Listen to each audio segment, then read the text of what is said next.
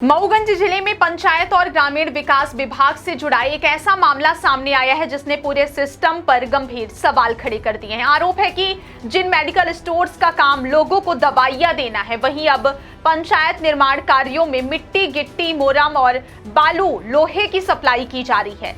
सवाल उठ रहा है कि आखिर ऐसी कौन सी मजबूरी आ गई कि दवा बेचने वाले अब निर्माण सामग्री के कारोबारी बन बैठे। पहले प्रेम मेडिकल का मामला सामने आया था, जहां कथित तौर पर पंचायत के निर्माण कार्यों में मेडिकल स्टोर से सामग्री सप्लाई दिखाई गई। क्या आपको बोरवेल करवाना है लेकिन लोकल और सस्ते पाइप्स लगाकर हो गए हैं परेशान? तो अब आपके शहर में आया है न्यूट्रॉन 40 kg बोरवेल पाइप। दमदार क्वालिटी के साथ 10 साल की गारंटी, ज्यादा मजबूती और लंबी उम्र का वादा। तो अगली बार बोरवेल करवाएं, केसिंग पाइप सिर्फ न्यूट्रॉन 40 kg ही लगवाएं। मामला अभी शांत भी नहीं हुआ था कि अब फुलकरण सिंह के श्री राम ड्रग स्टोर का नाम सामने आने से इलाके में चर्चाओं का बाजार गर्म हो गया है।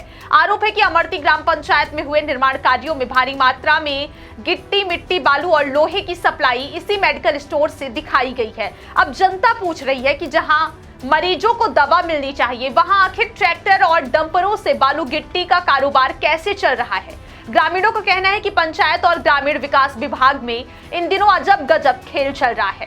कहीं पति सरपंच है तो कहीं पत्नी वेंडर बनकर सप्लाई का काम संभाल रही है। कहीं पत्नी सचिव के पद पर बैठी है तो पति सप्लायर बनकर पंचायत के पैसों से कारोबार कर रहा है। नियमों की बात करें तो पंचायत कार्यों में पारदर्शिता और निष्पक्षता जरूरी मानी जाती है, लेकिन यहाँ रिश्तों की जुगलबंदी से विकास कार्यों की राशि पर ही सवाल उठने लगे हैं। जनता का आरोप है कि विकास के नाम पर सरकारी धन को परिवारवाद और भ्रष्टाचार की भेंट चढ़ाया जा रहा है। ग्रामीणों का कहना है कि पंचायतें जनता के विकास के लिए बनाई गई थी, लेकिन अब ऐसा लगने लगा है कि जैसे यह परिवार विकास योजना बन चुकी है, जहां लाभ सिर्फ कुछ खास लोगों तक सीमित है, या फिर साफ तौर पर कह दें कि ये लाभ सिर्फ और सिर्फ परिवार वालों तक ही सीमित है। स्थानीय लोगों का आरोप है कि नियम कायदों को ताक पर रखकर फर्जी बिलों और सप्लाई के जरिए सरकारी राशि का बंदरबाट किया जा रहा है। दवा दुकानों से निर्माण सामग्री की सप्लाई दिखाना अपने आप में कई सवाल खड़े करता है। क्या मेडिकल स्टोर के पास निर्माण सामग्री बेचने का लाइसेंस है? क्या जीएसटी और व्यापारिक नियमों के तहत यह संभव है? और अगर नहीं तो फिर सरकारी फाइलों में ऐसे भुगतान कैसे पास हो गए? ग्रामीणों का कहना है कि कागजों में विकास जरूर हो रहा है, लेकिन जमीनी हकीकत कुछ और ही कहानी बयां कर रही है। सड़कें अधूरी हैं, निर्माण कार्यों की गुणवत्ता पर सवाल है, लेकिन भुगतान पूरे दिखाए जा रहे हैं। लोग तंज कसते हुए कह रहे हैं कि अब पंचायतों में विकास कार्य कम और मायाजाल ज्यादा देखने को मिल रहा है। पहले प्रेम मेडिकल और अब श्री राम ड्रग स्टोर का नाम सामने आने के बाद लोग कह रहे हैं कि जनता की आंखों में बालू झोंकी जा रही है। शरीर स्वस्थ हो या ना हो, लेकिन भ्रष्टाचार की बीमारी जरूर तेजी से फैल रही है। सवाल यह भी उठ रहा है कि संबंधित अधिकारियों की निगरानी आखिर कहां है? क्या बिना अधिकारियों की जानकारी के ऐसा भुगतान संभव है? ये बड़ा सवाल है। या फिर बापू की तस्वीर छपे नोटों की हरियाली और गुलाबी नोटों की खुशबू ने पूरे सिस्टम को मौन कर दिया है?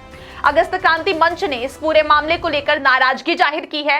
मंच का कहना है कि अगर समय रहते भ्रष्टाचार पर लगाम नहीं लगी तो ग्रामीण विकास की योजनाएं कभी अपने असली उद्देश्य तक नहीं पहुंच पाएंगी।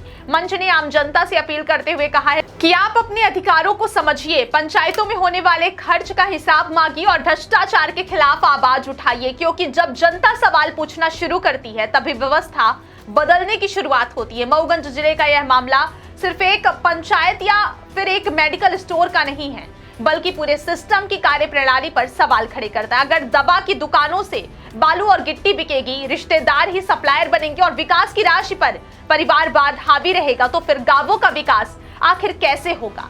जनता अब जवाब चाहती है और पूछ रही है कि आखिर कब तक विकास के नाम पर उनकी आंखों में धूल झोंकी जाती रहेगी।